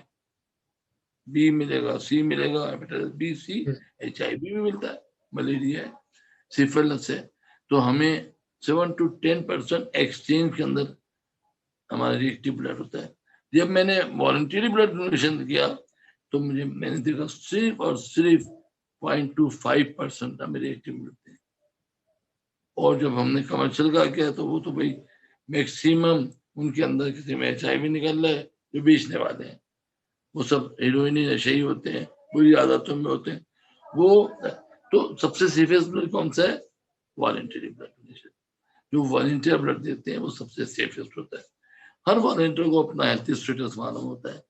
جب ہم بلڈ لیتے ہیں تو ہم ان سے پورے سوال جواب کرتے ہیں، ان کا ہیلتھ اسٹیٹس پوچھتے ہیں، وہ خود بھی جان رہے ہوتے ہیں. اور اسی لیے جب ہم ان کی اسکریننگ میں جاتا ہے بلڈ سیف ملتا ہے ہمیں. تو والنٹری ڈونیشن ہمارے یہاں بہت ہے. کیوں نہیں دیتے خون؟ یہ میں آپ کو ذرا بتانا چاہوں گا. دیکھیے کچھ متس اینڈ مسکنسپشن ہے ہماری امنگ دا کمیونٹی. کیا مسکنسپشن ہے؟ میں خون دوں گا ایسا نہ ہو مجھے خود بیمار ہو جاؤں، ایسا نہ ہو مجھے کوئی بیماری لگ جائے خون دینے سے، ایسا نہ ہو میں کمزور ہو جاؤں، ایسا نہ ہو کہ بار بار پیلو مجھے تنگ کرے خون دو خون دو. یہ کچھ متس ہیں. اور سب سے ایک اہم مت یہ ہے کہ بھائی اچھا میں تو دے رہا ہوں خون، ایسا نہ ہو کہ اس کو بیچ دیا جائے، پیسے کمایا جائے اس سے. یہ سب سے بڑا مت ہے. میں تو عطیہ کر رہا ہوں اور تم اس کو بیچ کے پیسہ کما رہا ہو. تو یہ جو مسکنسپشن متس ہیں اس کی وجہ سے کہ میں کمزور ہو جاؤں گا، یہ چیزیں اور خواتین نہیں دیتی بھائی، یہ متس ہیں. لیکن فیکٹ کیا ہے؟ فیکٹ یہ ہے کہ ہماری رگوں میں 12 سے 13 بوتلیں دوڑ رہی ہیں. ایک بوتل نکل جائے کوئی فرق نہیں پڑتا، کوئی فرق نہیں. 48 گھنٹے میں ہمارا جو وائٹ سیلز ہے اور پلازما یہ بن جاتا ہے، اور ریڈ سیل 100 ڈیز میں بن جاتے ہیں. اور میں ایک بہت ہی اہم بات آپ کے اس پہ کہنا چاہوں گا کہ میری ریسرچ ہے کہ جو لوگ ریگولر خون کا عطیہ دیتے ہیں، 2 دوست ہیں، ایک نہیں دیتا ایک دیتا ہے، جو دینے والا ہے اس کو ہارٹ ڈیزیز بہت کم ہوتی ہے. منیمم چانسز ہے اس کو کارڈیک ڈیزیز کے، جبکہ جو نہیں دیتا اس کو ہو سکتی ہے. اس کے علاوہ میرا خون کس کے کام آئے گا؟ 3 لوگوں کی جان بچائے گا. اور اللہ تعالیٰ نے کیا کہا ہے؟ اس نے ایک شخص کی جان بچائی، پوری انسانیت کو بچایا. آپ 3 کی جان بچا رہے ہیں، وہ کیوں نہیں خوش ہوگا؟ اب وہ کیا کرتا ہے؟ وہ کہتا ہے اچھا تم نے میرے فرمان کو پورا کیا. تو اگر آپ نے 100 سیل ڈونیٹ کیے ہیں تو جو 100 دن بعد نئے سیل آتے ہیں 110 بنتے ہیں. 10% بونس ہوتا ہے. یہ میری ریسرچ ہے کہ جو لوگ بلڈ دیتے ہیں بعد میں ان کے جو ریڈ سیل بنتے ہیں وہ 10% زیادہ بنتے ہیں. تو بھائی لائے ربے کو ماتوں کا زبان کو کہتا ہے نہیں تم نے میرے کام کو مانا، تم نے میرے حکم کے اوپر عمل کیا ہے، میرے بندوں کی جان بچائی، لو میں تمہیں انعام دے رہا ہوں. تو یہ اور کمزوری کی کوئی کمزوری نہیں ہوتی اس سے بلڈ دینے سے. ایک بوتل 13 بوتلیں میں ایک دن کیا ہوا؟ کچھ نہیں ہوتا. اسی طرح سے مرد ہو یا عورت وہ خون دے سکتا ہے اگر 18 سال سے اور 60 سال تک کا ہے، بآسانی وہ خون کا عطیہ دے سکتا ہے ہر 3 ماہ بعد. میں یہ کہتا ہوں 3 ماہ نہ رکھیں، ہماری اکنامیکل کنڈیشن کے مطابق آپ 4 مہینے رکھیں. ہر شخص جس کا وزن منیمم 50 کلو گرام ہے، 18 سے 60 سال کی عمر ہے، وہ بآسانی اس کا ہیموگلوبن اپنا صحیح ہے، بلڈ پریشر صحیح ہے، نفس صحیح ہے، ٹیمپریچر صحیح ہے، بآسانی وہ ایک بوتل خون کا عطیہ 4 ماہ بعد دے سکتا ہے. چلیں وہ بھی چھوڑ دیں. میرا ایک اور میسج ہے پوری پاکستانی قوم کے لیے, سب کے لیے جو بھی میرا پروگرام دیکھ رہے ہیں, آپ کچھ نہیں کریں. جس دن آپ کی سالگرہ ہو نا, برتھ ڈے, اس دن آپ ایک بوتل خون دے دیں, صرف سال میں ایک بار دے دیں. آپ دیکھیے آپ کا سال کیسا گزرے گا, خوش و خرم گزرے گا. تو اگر ہماری پاپولیشن کا جو ہمارے پرسنٹیج ہے, جو بچوں کا, جو یوتھ کا, بلڈ دینے والوں کا, وہ اگر سال میں ایک بار بھی بوتل دیں اپنے برتھ ڈے پہ, تو ہماری ضرورت پوری ہو سکتی ہے. تو آج ہم یہ پیغام دیتے ہیں کہ اپنی برتھ ڈے منائے ایک بوتل خون دے کے, کسی کی جان بچا کے, اور پھر آپ دیکھیں آپ کا پورا سال آپ کے بچوں کا, آپ کا کس طرح گزرتا ہے. ڈاکٹر صاحب آپ نے بہت ہی پیاری بات کی ہے کہ واقعی مطلب اگر آپ کے خون سے 3 جانیں بچ سکتی ہیں تو کیوں نہیں دینا چاہیے. اور جو اطمینان آپ کو کسی کی جان بچانے میں, جیسے کہ فرمان بھی ہے کہ ایک انسان کی جان بچانا پوری انسانیت کی جان بچانے کے برابر ہے. تو میرے خیال میں کیونکہ ہمارے بہت سارے پارٹیسپینٹس جو سارے سیشن کے ہیں وہ اسٹوڈنٹس ہیں, تو اس حساب سے اگر دیکھا جائے تو پاکستان کی جو پاپولیشن کی جو پرپورشن ہے وہ بھی بہت زیادہ یوتھ پہ مطلب منحصر ہے, یا بہت زیادہ پرپورشن جو ہے ہماری ینگ پیپل کی ہے. تو اب یہی ہے نا کہ اگر وہ سال میں ایک دفعہ اپنی سالگرہ کے اوپر کسی طرح بلڈ ڈونیٹ کرنا ونس اے ایئر بھی کرنا شروع کر دیں تو ہمارے نمبرز بڑے آسانی سے پورے ہو سکتے ہیں. تو ڈاکٹر صاحب کا جو میسج ہے وہ بڑا ایک ویلیویبل بھی ہے اور کریٹیکل بھی ہے کہ اگر ہم ایز اے اسٹوڈنٹ ایمبیسڈرز ہی اس کو پروموٹ کریں اور خون دینا شروع کر دیں, اور جو میتھس ڈاکٹر صاحب نے ایکسپلین کی بڑے اچھے طریقے سے, جو کہ غلط فہمیاں معاشرے میں موجود ہیں, اگر ان کا کسی طرح تدارک کیا جائے, ختم کیا جائے اویئرنیس کے ذریعے, تو وہ بھی بہت ضروری چیز ہوگی. ڈاکٹر صاحب میں آپ کو فالو اپ کوسچن ایک پوچھوں گا بلڈ سیفٹی کے اوپر. جیسا کہ آپ نے بتایا کہ بہت سارے پیشنٹس جو ہوتے ہیں, ایک تو یہ ہے کہ پہلی بات تو یہ ہے کہ آپ نے صحیح کہا کہ جو فیملی ہوتی ہے, ریلیٹیوز ہوتے ہیں, آپ نے دیکھا ہوگا کہ میرا تعلق ایک گاؤں سے ہے, تو میں ہمیشہ کہتا ہوتا ہوں کہ وہ جب بھی بلڈ بینک کی ہم بات کرتے ہیں نا, تو میں دوستوں کو یہی کہتا ہوں, ٹیم کو, کہ ہمارے یہاں یہ ہوتا ہے کہ جب کسی کو بلڈ چاہیے ہوتا ہے تو پورا گاؤں اٹھ کے آ جاتا ہے ہاسپٹل میں, اور آدھوں کو تو پتہ نہیں ہوتا کہ ان کا بلڈ گروپ کیا ہوتا ہے, اور باقی آدھے وہ ویسے لے کے آتے ہیں کہ اگر اس کا نہ نکلا تو تم دے دینا, تم اس کا نہیں نکلا تو تم دے دینا.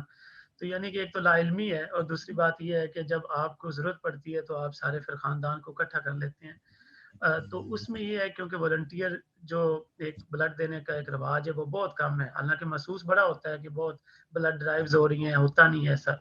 تو ڈاکٹر صاحب نے صحیح کہا کہ فیملی کے اوپر ہی برڈن بنتا ہے مصیبت کے وقت, کسی بھی پریشانی کے وقت. تو پلیز اس کو آپ لوگوں کو آگے پھر دوستوں کو جو ہے نا وہ اس کو مطلب میسج کو کنوے کریں کہ ہمیں بڑی ضرورت ہے ابھی بھی والنٹیئرزم کی. ڈاکٹر صاحب بلڈ سیفٹی کے اوپر آتا ہوں, تو ریئیکٹیو جو پیشنٹس ہوتے ہیں زیادہ فیملی میں نکلتے ہیں, یا پھر ہیپاٹائٹس سی ہے, ایڈز ہے, ملیریا ہے, بہت ساری ایسی جو بلڈ بورن انفیکشنز ہوتی ہیں جو خون سے پھیل سکتی ہیں, اس کے بارے میں آپ بتائیں کہ چونکہ آپ کا اس سے کافی تعلق ہے, بلڈ ڈونیشنز جو ہوتی ہیں اور مطلب ڈونیشن آرگنائزیشنز جو ہوتی ہیں, بلڈ سیفٹی کے لیے وہ کون سے ٹیسٹ کرتے ہیں ایسے جو کسی بھی مطلب بلڈ بوٹل کو ڈکلیئر کرنے کے لیے کہ it's safe to transfuse in any other patient.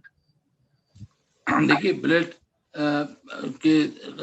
جب ہم بلڈ ڈونیٹ کرتے ہیں جی سر, تو یقینی طور سے WHO نے 5 ٹیسٹ کو مینڈیٹری قرار دیا ہے.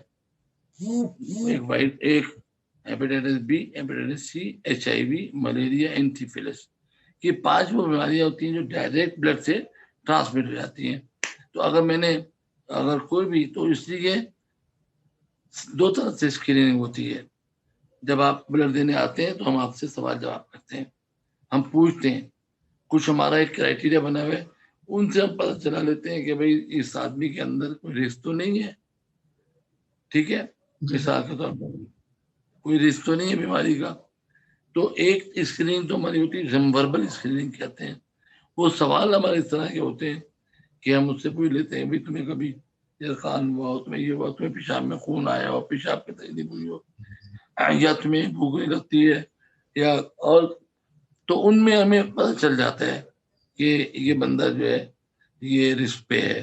تو ذرا سا بھی اگر ہمیں شک ہو کہ یہ ڈونر جو ہے رسک پہ ہے تو ہمیں اوائڈ کرنا چاہیے, اس کو بلڈ نہیں لینا چاہیے. ٹھیک ہے. لیکن اس کے باوجود بھی اگر فرض کیا اس نے صحیح جواب دیے اور صحیح ہے، پھر بھی اس بلڈ کو اسکرین کرنا ضروری ہے. اسکریننگ اب میتھڈ بھی بہت ایڈوانس آ گئے ہیں. اسکریننگ ایک ہوتی ہے پٹی پہ ہوتی ہے یا نہیں ہے، وہ ریلائبل نہیں ہے، جسے ہم لیٹسٹ کی کہتے ہیں. اس کے علاوہ اب بہت ساری مشینیں ایسی ہیں جس کے اندر ہم جو ہے نا ان کی اینٹی باڈیز چیک کرتے ہیں. ہیپیٹائٹس بی کی، سی کی، ایچ آئی وی، کوئی اینٹی باڈیز تو ان میں ہے تو مطلب ہوگا ضرور، تو ہم ان کو اس بلڈ کو ہم ڈسکارڈ کر دیتے ہیں. لیکن سب سے زیادہ بہتر طریقہ ہے پی سی آر کا. ٹھیک ہے، یا آپ پی سی آر میں تو آپ سامنے آپ کو نظر آ جاتا ہے وائرس یہ بی سی ایچ آئی وی. تو بہتر یہی ہے کہ اگر ہمارے پاس وسائل ہیں، پاکستان میں ہمارے پاس جو پی سی آر کرنے کے وسائل کیونکہ وہ بہت مہنگی اس کی کٹس آتی ہیں، تو یہاں پہ زیادہ تر بلڈ بینک جو ہے پی سی آر نہیں کرتے. وہ صرف ایلائزا کی جو مشین ہوتی ہے اس میں اینٹی باڈی دیکھتے ہیں یا پھر لیٹسٹ کرتے ہیں. پی سی آر کا نہیں کرتے، یا کرتے ہوئے تو اس کا پول بنا دیتے ہیں کہ ایک ٹیسٹ سے 14-15 ساتھ ایک ساتھ کر دیے، تو وہاں بھی تھوڑا سا رسک ہوتا ہے. بہتر تو یہ ہے کہ ہمیں پی سی آر ٹیسٹڈ بلڈ دینا چاہیے. تو یہ پاکستان میں ہمارا یہ اس وقت کلچر چل رہا ہے. لیکن اچھے بلڈ بینک میں جو ڈونر ریکروٹمنٹ کا بندہ ہوتا ہے وہ سوال جواب سے پتا چلا جاتا ہے کہ بندہ یہ کوئی رسک کے اوپر ہے، کوئی نہ کوئی انفیکشن کیری کر رہا ہے، تو ہمیں وہیں پہ ہم اس کو اسکرین کر دیتے ہیں. اور بعد میں پھر اسکرین تو ہمیں ضروری ہے اسکریننگ کے بغیر بلڈ نہیں دینا چاہیے. اس کے علاوہ جو بلڈ آپ کا جمع ہو رہے ہیں 6 گھنٹے کے اندر اندر اس کی پروڈکٹس بنانی ضروری ہے. ہول بلڈ کے استعمال کو ڈسکریج کرنا چاہیے. ہول بلڈ ہمارے فائدہ نہیں دیتا بلکہ نقصان کرتا ہے. ٹھیک ہے، تو ہمیں چاہیے 6 گھنٹے کے اندر اندر ہم اس بلڈ کو اسپن کر کے پلازما الگ کر لیں، پلیٹلیٹ الگ کر لیں، ریڈ سیل الگ کر لیں. تو اس طرح ایک بوتل کے 3 اجزاء ہوں گے اور تینوں سے 3 لوگوں کی جان بچ سکتی ہے. تو سیفسٹ بلڈ بھی یہی ہے، whole blood is not a safest blood. ٹھیک ہے. دوسرے نمبر پہ یہ تھیلیسیمیا کے بچوں کو ہم دیتے ہیں، وہ ریڈ پیک سیل دیتے ہیں. اینیمک کو ریڈ پیک سیل دیتے ہیں. ان کا جو بلڈ ہے وہ زیادہ سے زیادہ 10 سے 15 دن، اس سے زیادہ نہیں ہونا چاہیے. جو بلڈ کی سٹوریج ہے وہ اس کے اندر اگر اینٹی کوالنٹ CPD-A1 ہے تو ہم بلڈ کو 35 دن تک ہم کہتے ہیں چل جائے گا. لیکن میں کہتا ہوں کہ احتیاطی طور سے 28 دن بہت ہے. ٹھیک ہے، زیادہ پرانا ہو جاتا ہے بلڈ تو اس کے ریڈ سیل ہیمولائز ہو جاتے ہیں، یعنی پگھل جاتے ہیں، اور اس میں انفیکشن کے چارجز ہوتے ہیں. اور ایسا بلڈ لگانے سے سخت قسم کا سیپٹیسیمیا بھی ہو سکتا ہے، انفیکشن ہو سکتا ہے. تو یہ تمام چیزیں ہیں جس میں ہمیں احتیاط کی ضرورت ہے. اور اچھے بلڈ بینک وہی ہیں، یہ تمام باقاعدہ ہمارے یہاں بلڈ ٹرانسفر اتھارٹی ہے جنہوں نے باقاعدہ رولز بنا رکھے ہیں، ریگولیشن اسٹینڈرڈ ہیں، وہ جا کے چیک بھی کرتے ہیں کہ جو لوگ اس پہ کام نہیں کرتے ان بلڈ بینک کے خلاف کارروائی بھی کی جاتی ہے. ہمیشہ جب بھی بلڈ لیں تو ان بلڈ بینکوں سے لیں جو اسٹینڈرڈ بلڈ پہ کام کرتا ہے. سیف بلڈ وہاں سے ملے گا. ٹھیک ہے، اور وہی چیز استعمال کریں جس کی ضرورت ہو. Thank you so much doctor صاحب. سرفراز میرے خیال میں پہلے ہی 6 بج چکے ہیں ٹائم، میرے یہاں 6 بج چکے ہیں، آپ کے یہاں آئی تھنک آپ کے یہاں بھی شام کے شاید 6 بجنے والے ہوں گے. تو میں یہ کہہ رہا تھا کہ بس ایک سمپل سا فالو اپ کویسچن ہے کہ جب آپ ان بچوں کو مطلب ٹریٹ کرتے ہیں تو آپ نے پہلے بھی ایکسپلین کیا تھوڑے آڈینس کی انسپائریشن کے لیے کہ آپ نے جیسے بھی بولا کہ بڑی ایک اچھی فیلنگس ہی آتی ہیں رائٹ جب ان کو آپ دیکھتے ہیں کہ وہی بچے جو ٹریٹ ہوتے ہیں. مجھے سر عاصم کی وہ بڑی بات یاد آتی ہے کہ وہ کہہ رہے تھے کہ ایک بچہ بڑا چھوٹی عمر میں ان کے پاس آیا تھا تو انہوں نے جب بڑے ہوتے دیکھا اس کو 10-12 سال بعد تو انہیں بڑا احساس ہوا کہ زندگی میں کوئی کام کیا ہے رائٹ. تو آپ نے بھی ڈیفینیٹلی اتنے سارے بچوں کو ٹریٹ کیا ہے، یہ جو فیلنگز ہوتی ہے احساس ہوتا ہے ڈاکٹر صاحب اس کو بیان کر دیں تھوڑا. بالکل آپ صحیح کہہ رہے ہیں. ہماری اپنی زندگیاں بڑھتی ہیں جب ہم ایسے بچوں کو دیکھتے ہیں. میرے پاس جو بچے ہیں جب اس میں سے کچھ بچے ڈاکٹر بن رہے ہیں، ڈاکٹر بن گئے ہیں. میرے پاس کچھ بچے ایسے جو چارٹرڈ اکاؤنٹنٹ ہیں، تو جب وہ مجھ سے ملتے ہیں اور میں نے ان کے اکیڈمی کو اس کو دیکھتا ہوں تو میرا تو اپنا خون بڑھ جاتا ہے کہ دیکھیں اس بچے کو بیماری کس قسم کی ہے اور ریگولر خون لگاتا ہے. اس کے علاوہ جب میں بچوں کی شادی کرواتا ہوں اور وہ بچی جو شادی سے پہلے آتی تھی اس کا منہ بالکل اترا ہوا ہوتا تھا, پھیکا پھیکا کلر ہوتا تھا, بجھی بجھی ہوتی تھی. شادی کے بعد جب وہ آتی ہے تو اس کے ساتھ اس کا ساتھی ہوتا ہے, لپسٹک لگی ہوتی ہے, میک اپ کیا ہوا ہوتا ہے, ایک چہرے پہ اس کے عجیب سی گلورنس آ رہی ہوتی ہے. میں بڑا خوش ہوتا ہوں. اور جب اس کے بچے وغیرہ ہوتے ہیں اور وہ بچے ساتھ میں لا رہے ہوتے ہیں, آپ دیکھیے کتنی بڑی بات ہے کہ یہ اب تمام چیزیں جتنی ایڈوانسمنٹ ہوتی جا رہی ہے, ٹریٹمنٹ اچھا ہوتا جا رہا ہے, تو یہ ان بچوں کا لائف اسٹائل بھی اچھا ہوتا جا رہا ہے. اور ہمارا فرض ہے کہ ہم ان کی مدد کریں ان بچوں کی. اور اگر جو بچے اچھے ہیں ان بچوں کو جاب وغیرہ دیں. ہم نے اپنے میں تھا کئی بچوں کو وہاں پہ جاب دے رکھی تھی جو اسی بیماری میں تھے. وہ کہاں جائیں گے بچے بیچارے. دوسری بات میں ماں باپ سے یہ کہوں گا کہ پلیز ان بچوں کو نا آپ اگنور نہ کریں اور ان کو ان بچوں سے علیحدہ نہ سمجھے جو آپ کے نارمل بچے ہیں. آپ ان کو انکریج کریں, ہر چیز میں انکریج کریں. آپ پڑھائیں, بالکل پڑھائیں, کیوں نہیں پڑھائیں. ان کو انکریج کریں, ان کو سپورٹ کریں. ان کو یہ نہیں ہے کہ آپ بالکل اس کو علیحدگی میں ڈال دیں اور اسٹگما دے دیں ان کو. نہیں, یہ بچوں کی ڈپریشن یہ میں جانے کی وجہ, یہ ساری وجہ ان کی یہ ہوتی ہے جب پیرنٹس ان کو ان بچوں پہ زیادہ توجہ دیتے ہیں جو نارمل ہے اور اس بچے پہ توجہ نہیں دیتے. یہ وہ بچہ ہے جو کہ ہر 10-15 دن میں جا کے بلڈ لگوا رہا ہے اور روزانہ ڈسفر کا پمپ لگاتا ہے, سوئی لگاتا ہے. یہاں پہ 10 گھنٹے تک اس کی سوئی سے مل جاتی ہے. تو اس بچے پہ تو زیادہ توجہ کی ضرورت ہے. لیکن ہاں, میں ماں باپ کو سلام کرتا ہوں. بہت سارے ماں باپ میں دیکھتا ہوں کہ وہ ماں یہ نہیں دیکھتی کہ کیا ہونا ہے, وہ ٹائم ہوا بلڈ کا اسے دوڑنا ہے, فوراً لانا ہے بچے کو ہر چیز میں. تو ماؤں کو کہہ جاتے ہیں واقعی کہ وہ بچوں کے لیے. تو میں بھی یہی کہوں گا اللہ تعالیٰ ان ماؤں کو جو ہے اور حوصلہ دے اور ان بچوں کو کے پہ محنت کریں. یہ بچے جو آ گئے ہیں ہمارے ساتھ اس دنیا میں, ہم ان کو اسی طرح سمجھیں جیسے ہم دوسرے نارمل بچے. سر آپ نے بہت ہی پیاری بڑی خوبصورت بات کی ہے کہ جب ان لوگوں کی عمر بڑھتی ہے تو اس کے ساتھ ساتھ آپ کی بھی عمر بڑھتی ہے. دوستوں, اس سے یہی ایک سبق ملتا ہے کہ ہم اگر دوسروں کے لیے آسانیاں پیدا کریں گے, دوسروں کے لیے اگر کوئی قربانی کا جذبہ جیسے یہ بلڈ ڈونیشن یا کوئی فنڈ ریزنگ یا باقی ہمارے جو بھی کوئی سوشل کاز کے لیے کام کرنا ہے, تو اگر اس سے کسی ایک کی جان بچتی ہے یا پھر کسی ایک, صرف میں کہتا ہوں کہ جان بچانا تو اور ایک بڑی بات ہوتی ہے. سمپل کسی کے لیے آسانی پیدا کر دینا کہ وہ کسی طرح ایک بری مصیبت سے بچ سکے یا ایک تکلیف سے بچ سکے, تکلیف آسان کرنا بھی بہت بڑی نیکی ہے. تو میں بھی اس پلیٹ فارم سے آپ کو یہی کہوں گا کہ جیسے ڈاکٹر صاحب نے بہت زیادہ ایکسپلین کر دیا کہ ان بچوں کو ہماری بہت زیادہ توجہ کی ضرورت ہے, ان پیرنٹس کو بہت توجہ کی ضرورت ہے.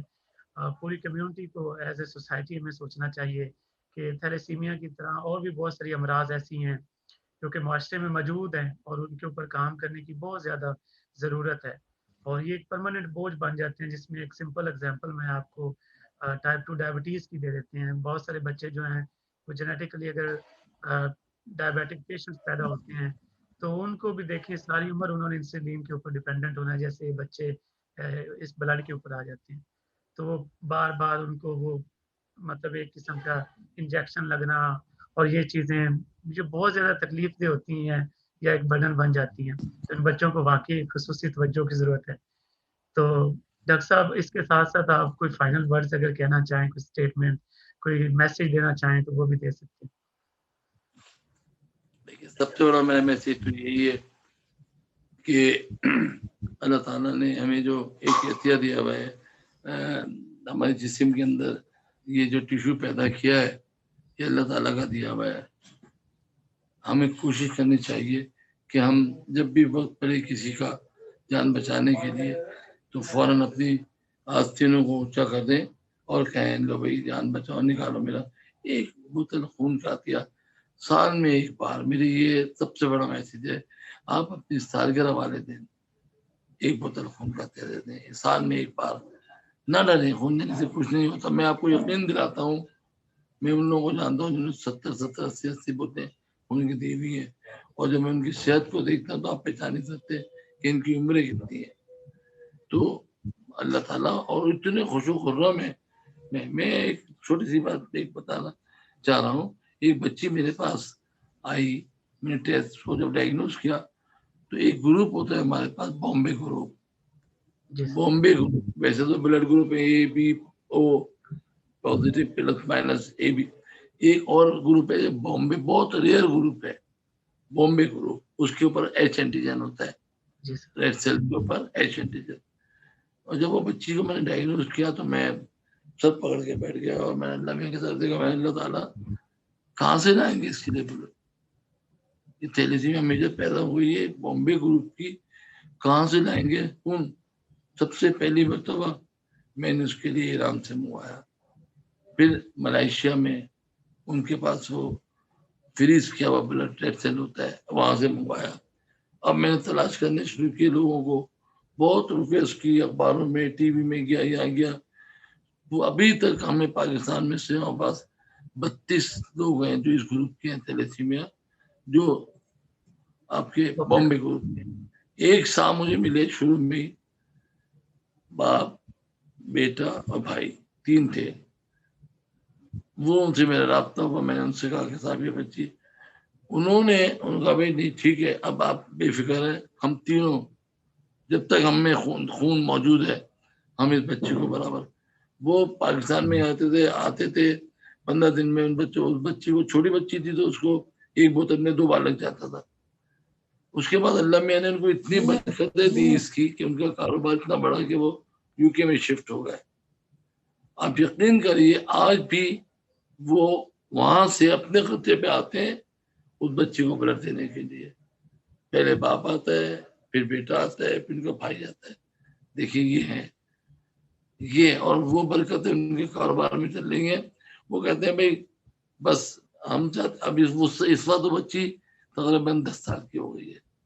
मैं बड़ी कोशिश कर रहा हूँ कि बोन मेरो के लिए उसके, मैंने गवर्नमेंट से बात की, सब कुछ की, लेकिन अभी तक उसका नहीं हो सका। बॉम्बे ग्रुप का कोई हमें डोनर नहीं मिल रहा इस तरह जो अपना मेरो उसको दे दे। बहरहाल तो देखिए, ये भी एक सक्सेस स्टोरी है कि ऐसे भी लोग हैं कि जो यूके से सिर्फ उसका वो रेयरेस्ट ग्रुप है देने यहाँ आते हैं। तो एक तो मैं यही कहूँगा, इस मैसेज दूंगा। दूसरी बात यही कहूँगा कि माँ बाप को कहूँगा कि बराए मेहरबानी इन बच्चों को आप बिल्कुल नॉर्मल बच्चों की तरह ट्रीट करें, उनका ख्याल रखें। देखिए, मौत जिंदगी अल्लाह के हाथ में है, लेकिन आप अपने तौर से कोशिश, मैं डॉक्टर हूँ, मैं कभी भी नहीं चाहूंगा मेरे सामने जानवर भी तड़प रहा हो तो मेरा फर्ज है मैं उसकी जान बचाऊं। तो हम सबको चाहिए कि मिलके मुश्तरका तौर से जो आए हुए उनकी मदद करें, और आने वालों के प्रिवेंशन के लिए भरपूर काम करें, अवेयरनेस करें लोगों को कि भाई शादी से पहले टेस्ट करवा लो, और अगर शादी हो भी गई है तो फिर आप वो जो आपका CVS टेस्ट है वो करवा लें, ताकि इन बच्चों के में इजाफा ना हो ज्यादा। तो ये 2 चीजें मेरी मैसेज है, एक तो टेस्ट कराना जरूरी है, और एक ब्लड का। मेहरबानी, बहुत बहुत बहुत बहुत शुक्रिया। अगर मेरे बच्चों में से किसी का कोई सवाल ऐसा है जो मुझसे पूछना चाहे तो आप आपके। जी सर, मैंने कोशिश की है कि बहुत सारे क्वेश्चंस को खुद पूछ लूं, तो उनमें से ना क्वेश्चन आंसर के अंदर एक क्वेश्चन है, मैं वो पूछ लेता हूं क्योंकि टाइम भी आपके पास बहुत थोड़ा है, तो मैं इसलिए कह रहा हूं। एक क्वेश्चन है कि कोई मेडिकल सजेशन आपकी थैलेसीमिया माइनर्स के पेशेंट्स के लिए हो? देखिए, थैलेसीमिया माइनर जो है ना, वो कोई डिजीज नहीं है, वो एक कंडीशन है। अच्छा, उनका सिर्फ ये होता है इनकी हेमोग्लोबिन जो है ना थोड़ी कम रहती है, मतलब 9 to 11 इतनी रहती है। तो उनके लिए से मैं यही कहूँगा, सबसे बड़ी हिदायत तो उनको है कि जब शादी करें तो प्लीज जिससे करें अपने अपोजिट सेक्स का टेस्ट जरूर करवा लें, ऐसा ना हो वो भी माइनर हो। नंबर 1 तो सबसे बड़ी बात यही है। माइनर को मैं सबसे बड़ी हिदायत ये दूंगा कि अगर वो उसको मालूम है माइनर हो तो जिससे शादी हो रही है वो अपना टेस्ट उसका भी करवा लें।